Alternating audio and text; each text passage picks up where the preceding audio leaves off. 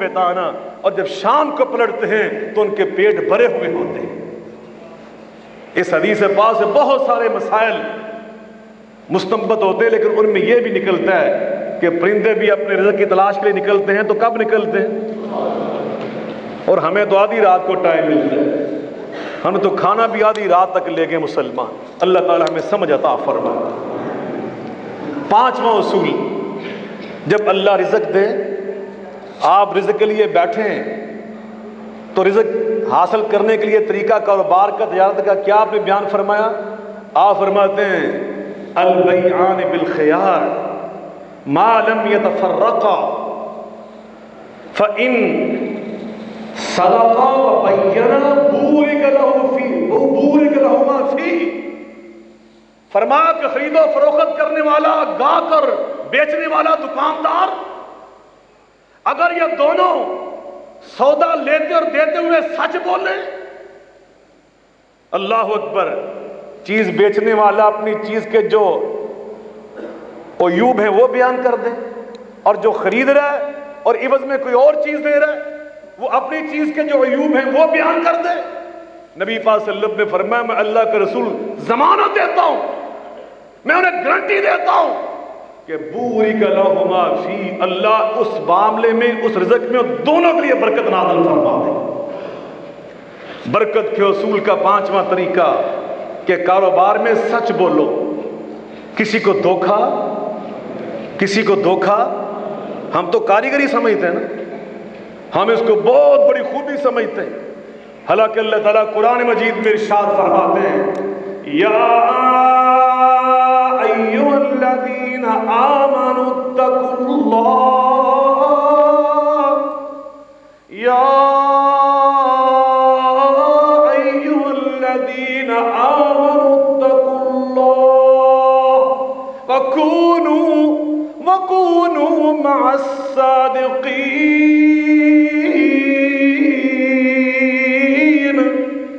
اللہ فرماتے ہیں سچ بولنے والوں کے ساتھی بنو، جھوٹ بولنے والوں کے ساتھی نہ بنو۔ میرا خیال یہ بات شاید آپ کے ذوق کی نہیں، پسند نہیں ہے۔ ہم تو کاریگری سمجھتے ہیں کہ دھوکہ دیا جائے کسی کو۔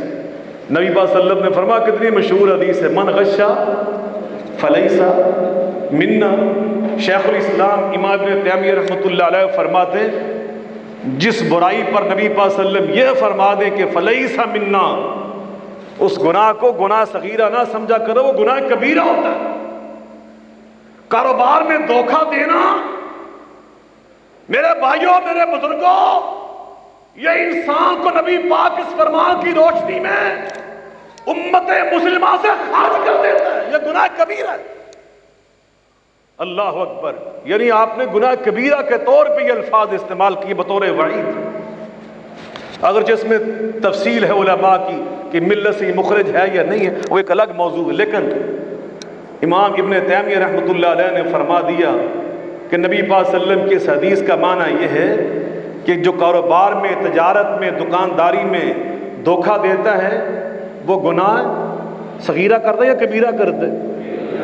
اور نبی پاک صلی اللہ علیہ وسلم نے فرمایا جو بیان کرتا ہے کہ بھائی میرے سودے میں یہ نقصان، یہ عیب، یہ خامی، یہ کمی ہے، اللہ پاک اس کے رزق میں اور برکت نازل فرما دیتا ہے۔ یہاں ہندوستان کے مسلمان بھی تشریف فرمائے، مسلمان پاکستان سے وہ بھی یہاں تشریف فرمائے، بنگلہ دیش کے احباب یہاں تشریف فرمائے، یہ سب بر صغیر کے رہنے والے۔ اور جاؤ اسلام کی جو ہندوستان میں تاریخ ہے اس کو پڑھ کے دیکھیں، سب سے پہلے بر صغیر میں اسلام کا پیغام لے کے جانے والے کون تھے معلوم ہے آپ کو؟ تاریخ تو آپ نے پڑھی نا، اسلام کی بر صغیر میں اسلام کیسے پہنچا؟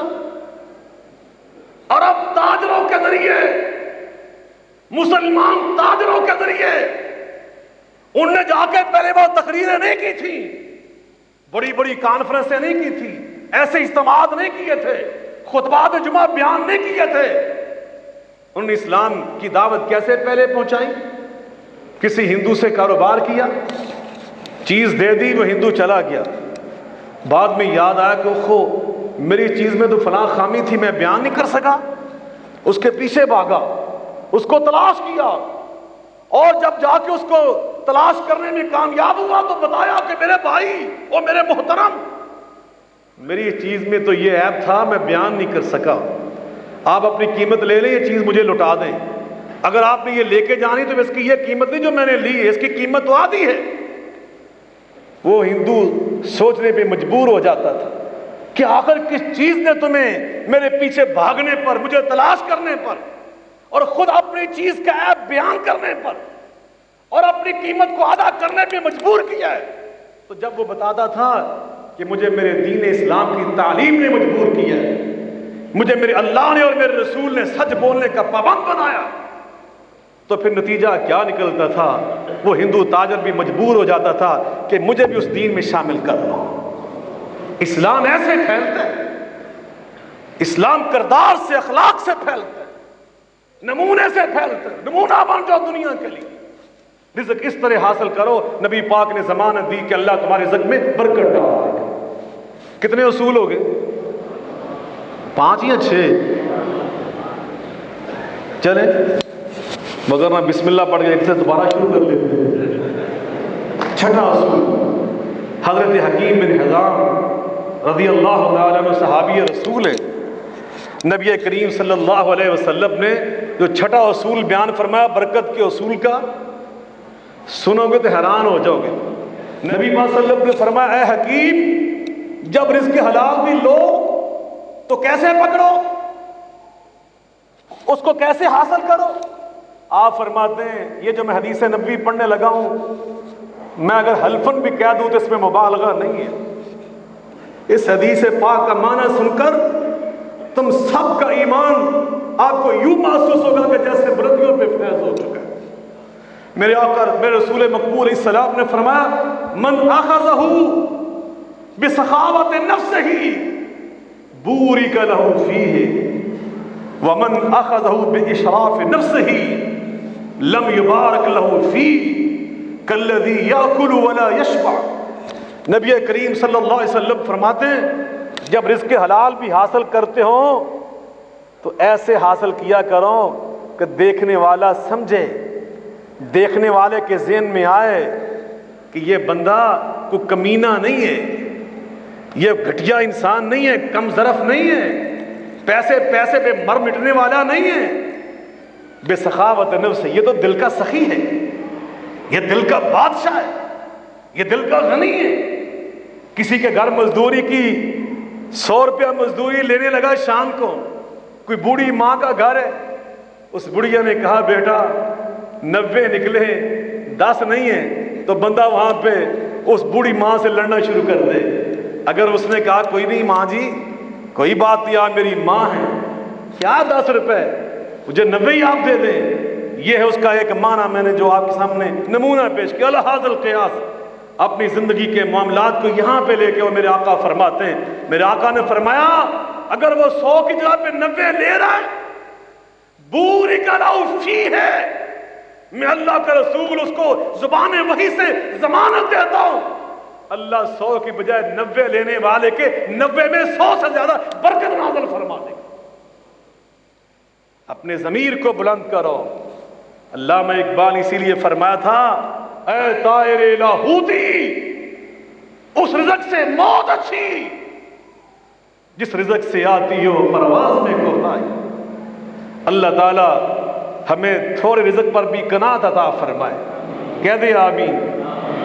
اور جو دل کا بادشاہ بن گیا، نبی پاک نے فرمایا اور کثرت مال کا نام غنی ہونے کا معنی نہیں ہوتا، غنی ہونے کا نام کا معنی یہ ہوتا کہ انسان کا دل غنی ہو۔ ایک مزدور بندہ بھی دل کا غنی ہو سکتا ہے، اور ایک بہت بڑا تاجر بخیل اور کنجوس اور کمینہ اور کم ظرف وہ دل کا غنی نہیں ہو سکتا۔ لیکن اللہ نے بعض لوگوں کو مال بھی دیا ہوتا ہے، بڑا تاجر بھی بنایا ہوتا ہے، اور دل کا بھی اللہ نے بادشاہ بنایا ہوتا ہے۔ اللہ ہر مسلمان کو یہ ساتھ نصیب فرمائے۔ تو نبی کریم علیہ السلام نے فرمایا من اخذہ باشراف نفسہ، جو رزق حلال ہی ہے اس کا حصہ ہے، اس کا نصیب ہے، مگر اس کو حاصل کرتا ہے کیسے؟ باشراف نفسہ، انتہائی دل کی تنگی کے ساتھ، اور یہ ثابت کر کے کہ نہیں جی نہیں، اگر یہ 10 روپے مجھے نہ ملے تو بس دنیا ادھر کی ادھر ہو جائے گی، اس طرح کرتے۔ میرے آقا نے فرمایا میں اللہ کا رسول اس کو یہ خبر دیتا ہوں، لم یبارک لہ فی، اللہ اس کے ان پیسوں میں کبھی برکت نہیں ڈالے گا۔ کالذی یاکل ولا یشبع، اس کی مثال یوں سمجھو کہ کھا رہا ہے مگر پیٹ پھر بھی بھرنے کا نام نہیں لیتا۔ کتنے اصول ہو گئے؟ 6 ہو گئے۔ 7واں اصول نبی کریم صلی اللہ علیہ وسلم نے فرمایا، آپ فرماتے ہیں من حبا ان یبسط لہ فی رزقہ، من احبا ان یبسط لہ فی رزقہ وینسى لہ فی اثرہ فلیصل رحمہ، جو یہ چاہتا ہے کہ میرے رزق میں اور فراوانی پیدا ہو جائے، اور جو یہ چاہتا ہے کہ میری عمر لمبی ہو جائے، میری عمر، کیوں جناب چاہتے ہیں یا نہیں چاہتے؟ یہ چیز تو بڑی پسند آئی ہوگی آپ کو، یہ ہمارے مطلب کی کہ رزق بھی زیادہ ہو جائے اور عمر بھی لمبی ہو جائے۔ یہ عمر، یہ زندگی اللہ کی نعمت ہے، اس کو حقیر نہ سمجھو۔ ایمان کے بعد اس دنیا میں سب سے بہترین نعمت وہ انسان کی زندگی ہے۔ میں ایک دفعہ اپنی گاڑی میں سفر کر رہا تھا، سفر سے واپس آ رہا تھا، میرا ڈرائیور تیزی کر رہا تھا۔ حضرت شیخ الحدیث ہمارے استاد حضرت مولانا حافظ ثناء اللہ مدنی صاحب دامت برکاتہ العالیہ، وہ میرے ساتھ گاڑی میں سوار تھے۔ انہوں نے میرے ڈرائیور کو نصیحت فرمائی، کہنے لگا بیٹا آرام سے چلو، یہ زندگی ایمان کے بعد یہ اللہ کی بہت بڑی نعمت ہے۔ تو یہ زندگی اللہ کی نعمت کا نام ہے میرے بھائیوں۔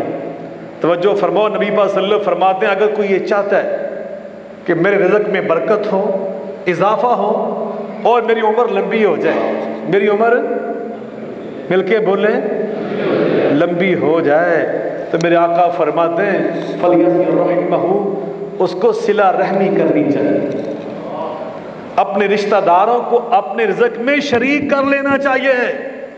یہ رزق میں نے کھانا تھا، اس کو آدھا کسی غریب رشتہ دار کو دے دو، اللہ پاک اس آدھے کو پھر دوبارہ دینے کے لیے تمہیں ایک زندگی اور عطا فرمائے۔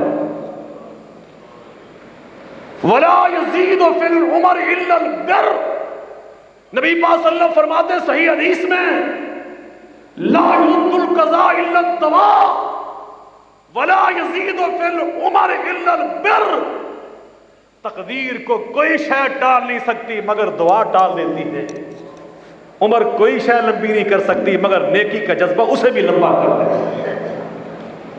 صلہ رحمی کرو گے اللہ پاک تمہاری زندگی میں برکت ڈال دے گا، اللہ تمہارے رزق میں اضافہ فرما دے گا۔ ایک حدیث سنو، نبی پاک صلی اللہ علیہ وسلم نے فرمایا انما ترزقون بضعفائکم، تم سمجھتے ہو کہ ہمیں رزق ملتا ہے ہماری کاریگری سے، کہ تم بڑے ذہین اور قابل اور لائق ہو، بڑے ذہین اور بڑے ماہر ہو، تم بہت بڑے افیسر، انجینئر، ڈاکٹر، علامہ، فہامہ، خطیب، اور کوئی تم بہت بڑے سیاستدان ہو، تمہیں اس لیے رزق ملتا ہے؟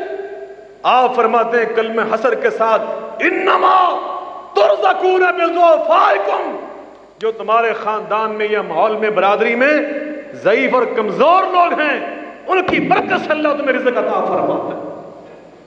اپنے جو کمزور رشتہ دار ان کو تلاش کرو، جو غریب ہیں ان پہ نگاہ رکھو، ان کی سفید پوشی کا برم رکھو، ان کے ساتھ حسن سلوک کرو، ان کے ساتھ صلہ رحمی کرو۔ نبی کریم صلی اللہ علیہ وسلم نے یہ وعدہ کیا ہے، آپ نے ضمانت دی ہے کہ میں اللہ کا رسول فرما رہا ہوں، اور اللہ کا رسول کون ہے؟ جس کے بارے میں اللہ قسم اٹھا کے فرماتا ہے وَالنَّجْمِ إِذَا هَوَى مَا ضَلَّ صَاحِبُكُمْ وَمَا غَوَى وَمَا يَنطِقُ عَنِ الْهَوَى إِنْ هُوَ إِلَّا وَحْيٌ يُوحَىٰ۔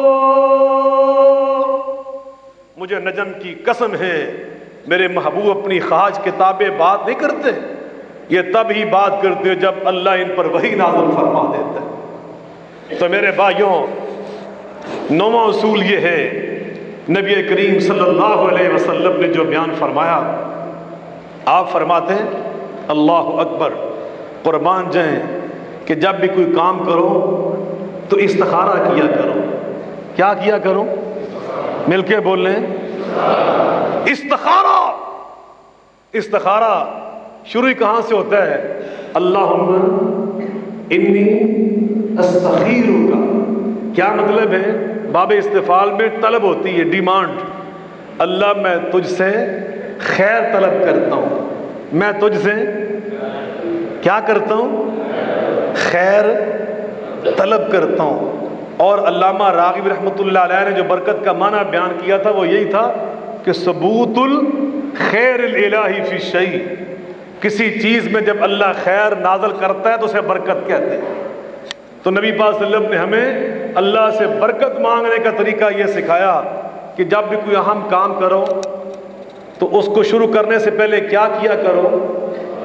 استخارے کا مطلب اللہ سے خیر مانگا کرو، یا اللہ اگر اس کام کے کرنے میں خیر ہے تو اس کام کو میرے لیے مقدر کر دے، آسان کر دے، مجھے اس کی توفیق عطا کر دے، اور اگر اس میں خیر نہیں تو پھر اے مولا کریم اس کو مجھ سے دور کر دے، مجھے اس سے دور کر دے۔ اللہ اکبر۔